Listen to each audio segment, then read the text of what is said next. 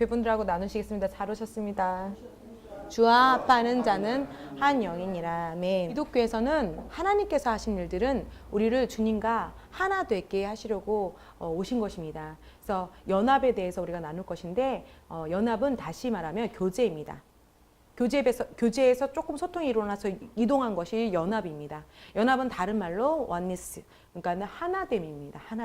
하나됨입니다. 그래서 주님과 하나됨은 예수 그리스도 안에 있는 우리의 구원에 있어서 가장 큰 일입니다.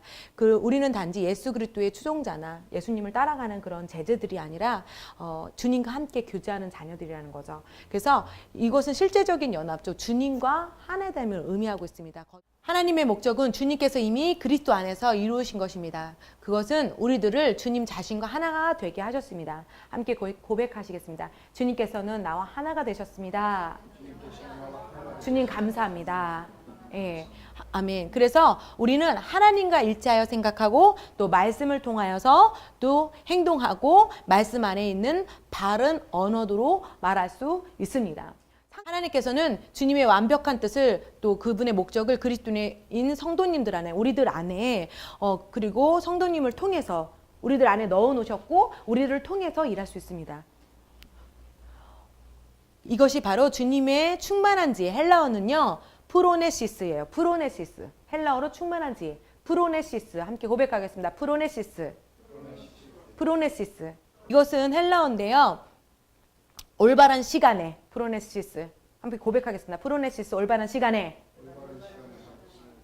프로네시스 올바른 방식으로 프로네시스 올바른 장소에서 프로네시스 올바른 목적을 가지고 프로네시스 항상 우리가 해야 하는 일과 또 그 행동하고 올바르게 말해야 하는 것들을 말하도록 돕는 것이 프로네시스 헬라어 프로네시스예요. 완벽한 충만한 하나님의 지혜입니다.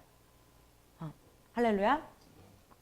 그래서 이렇게 행동하며 훈련하는 것에 나아가는 것이 연합이고 또 하나님과 하나됨입니다. 그래서 올바른 방식으로 방법으로 우리가 프로네시스로 걸어 나아갈 수 있습니다. 할렐루야. 에베소서 4장 11절에서 12절입니다. 함께 고백하겠습니다. 그가 어떤 사람들은 사도로, 어떤 사람들은 선지자로, 어떤 사람들은 복음전도자로, 어떤 사람들은 목사와 교사로 주셨으니 이는 성도들을 온전케 하며 섬기는 일을 하게 하고 그리스도의 몸을 세우게 하여. 아멘. 우리들의 연합으로 주님과 우리들이 하나됨으로 주어진 제일의 임무가 있습니다. 이것이 우리들이 하나가 되어 있다는 가장 큰 나타남은 바로 섬기는 일을 할 때에 나타나는 것입니다. 할렐루야. 섬기는 일을 할 때에 가장 높으신 부르심은 연합입니다. 하나됨입니다. 섬김입니다. 그래서 우리들에게 주어진 제일의 직무는 많은 사람들이 이 복음인 의의 의식, 거룩한 의를 인식하도록 이끄는 것입니다. 우리가 주님으로부터 구원을 받았고 아버지와 아들과 성령님으로 하나가 되었습니다.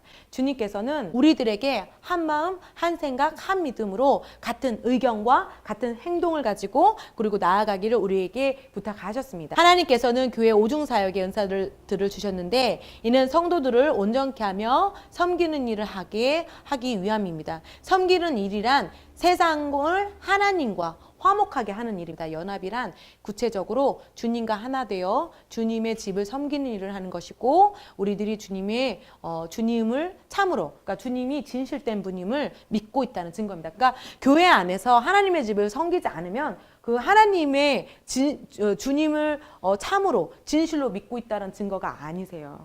예수님의 사역을 볼 때 연합의 부분이 잘 드러나 있어요. 나타나 있는데 예수님의 사역은 언제나 혼자 하지 않으셨다는 것을 이해하셔야 돼요.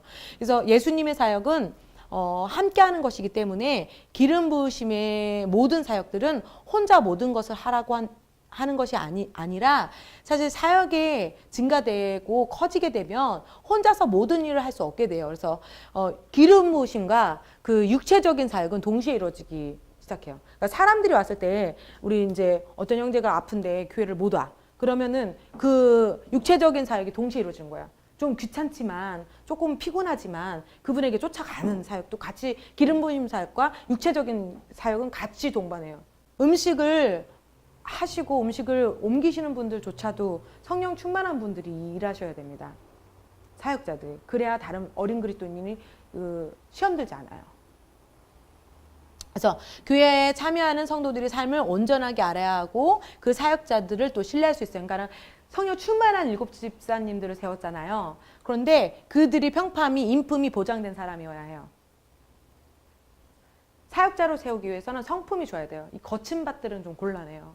스스로가 성령님과 함께 이 거친 것들을 이렇게 훈련하고 계시지만 인품이 보장되는 분들이 사역자가 되셔야 되고요. 그리고 지혜 하나님의 말씀을 가지고 있는 분들이 사역자가 되셔야 해요. 어떤 위치에든지 하나님의 말씀을 주는 사람이어야 합니다. 스스로 고백했습니다. 난 친밀감 안에 있습니다. 난 친밀감을 가지고 사람들을 대합니다. 제가 여쭤볼게요. 친밀감의 대화가 뭐라고 그랬죠? 하나님의 말씀, 하나님의 지혜를 가지고 전달하는 자. 하셔서 함께 기도하겠습니다. 사랑하는 아버지, 성령님을 통하여 아버지와 교제할 수 있는 특권을 주셔서 감사합니다. 하나님 아버지와 뗄 수 없는 연합으로 인도해 주심을 알고 성령님과의 친밀한 교제를 즐김으로 저의 기쁨은 한계가 없습니다. 저에게 그리고 저를 통해 아버지를 나타내시기 위하여 잃어버린 영혼들을 향한 꺼지지 않는 열정을 주심에 감사드립니다. 성령님의 능력으로 인하여 오늘 말씀에 대한 지식으로 저의 세상을 가득 채우고 전하여 사람들을 기꺼이 아버지의 왕국으로 빛으로 이끄는 것에 대하여 감사드립니다. 예수님의 이름으로 기도합니다.